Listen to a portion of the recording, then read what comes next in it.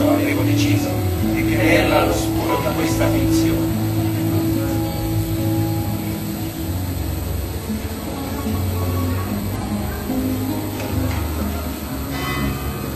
È arrivato poi il turno dello strabico Anfidemone.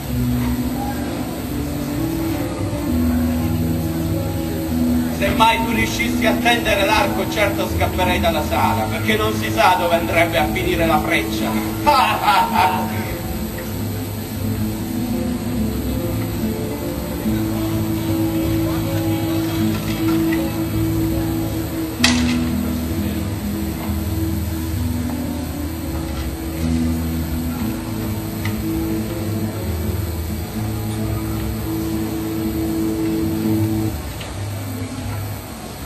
Questa nostra vergogna sarà nota ai figli dei figli per lunghi anni. Nessuno riuscirà a tendere l'arco di Ulisse. Parla per te stesso e non per gli altri. Ma è un rimo che perfino mi rivolgo, affinché mi concedano di mettere alla prova le mie forze e vedere se la vita vagabonda e gli stenti l'hanno fiaccata, o se ancora conservo antico vigore. Quale pazza idea ti frulla per la testa, straniera? Attiva consigliere l'ubriachezza. E grave danno rischia di fare alla tua già meschina persona. Anfino, non è giusto offendere l'ospite eccellente. O forse temi, se riuscirà a tendere l'arco e lanciare la freccia, abbia Penelope come sposa e prenda il posto di Ulisse anche del governo dell'isola. Temiamo che si dica in tutta l'isola e in tutto il continente che un vagabondo è riuscito a tendere l'arco di Ulisse, mentre i nobili pretendenti si sono dovuti arrendere con vergogna. Questa infamia, come ha detto Eurimaco, verrebbe raccontata per sempre. E la nostra memoria finirebbe per sempre nel fango. Solo questo temiamo. Datevi l'arco e vediamo che cosa sa fare. Ormai la competizione è fra Tino e io. E io dovrò stare calmo e non cedermi a più forte di me. O accogliere Anfino come successore di Ulisse, oppure riprendere il mio posto a fianco di questi amanti, anche se la sua affezione mi ha allontanato da lui più di 20 anni di assenza. Ogni notte Napoli stringermi al suo collo. Ma quando occorre, sa dominare i sentimenti e punire la sua sfera. Se Ulisse vorrà conquistarla, sarà un assedio più difficile, quello di Troia. Vai nelle tue camere, madre, e lascia che gli uomini decidano quello che si deve fare e quello che non si deve.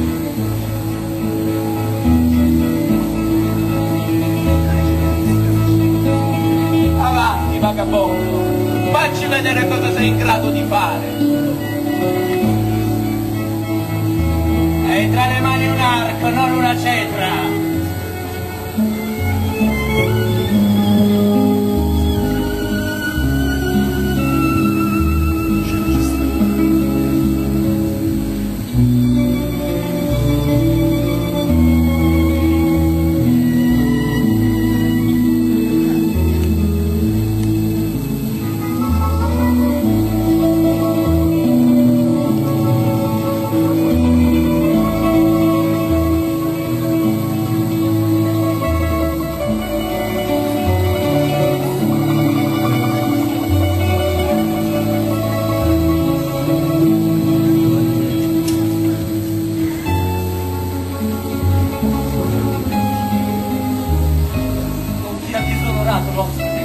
E generosamente hai raccolto un altro anello e ha messo alla gara Telemaco.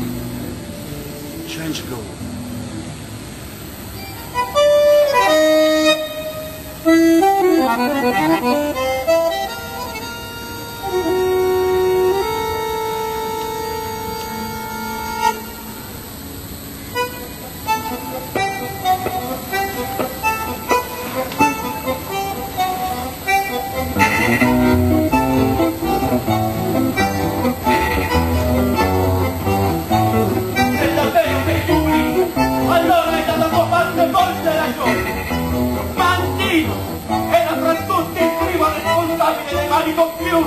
Era lui che ci istigava, non soltanto perché si sentiva il preferito di Penelope, ma perché di malvagio animo e tramava per uccidere Telemaco e diventare lui il sovrano di Itaca. Ora, però, vediamo il suo perdono e se mi porterete con oro e bestiamo per quanto posso fatto tutti questi anni.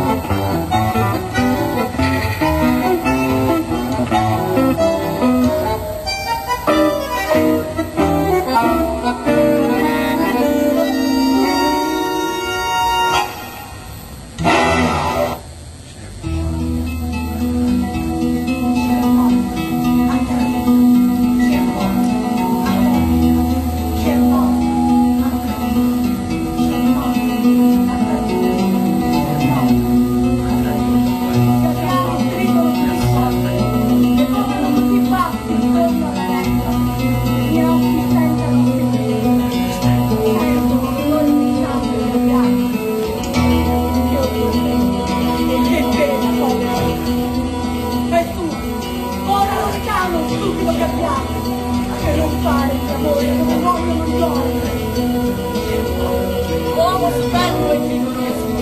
In pochi istanti l'ha ridotto a un povero corpo senza tutti e due. Così arriva la morte crudele.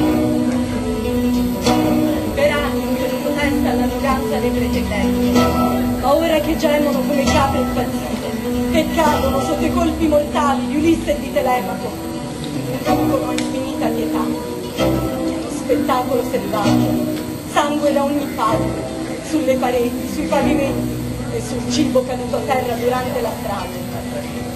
Ho visto il suolo, sparso di cadaveri orrendamente trafitti come animali durante una caccia, e udivo le urla di Ulisse, che saltava da una parte all'altra della sala, eccitato da tutto quel sangue. Questo è l'eroe che ha occupato i miei pensieri per 20 lunghi anni. Ulisse ha salvato la vita del fattore Carpiade, che era corso ad abbracciargli le ginocchia, posando una ceppa dorata ai suoi piedi, e lo supplicava piangendo.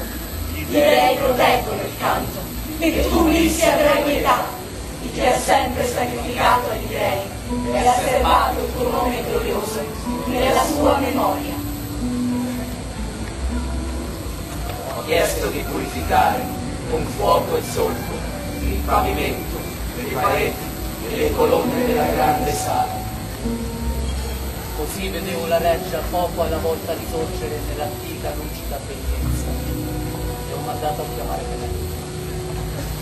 Change go.